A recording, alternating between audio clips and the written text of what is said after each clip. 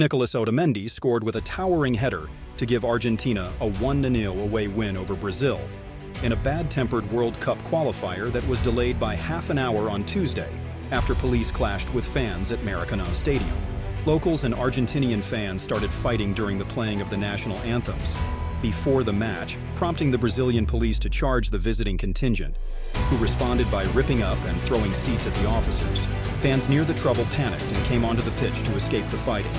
At least one injured fan was taken from the stadium on a stretcher.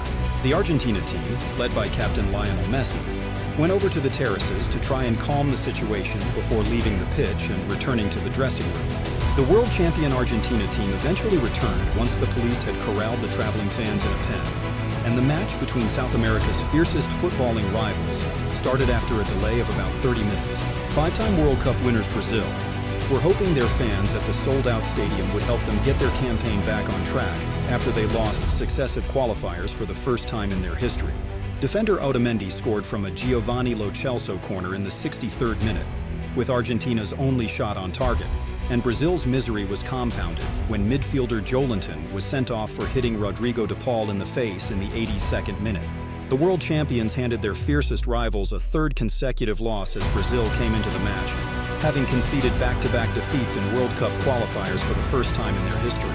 It was also Brazil's first ever home loss in a World Cup qualifier. Argentina topped the standings on 15 points, with Brazil 8 points behind in 6th place, the last spot that guarantees a berth at the 2026 finals.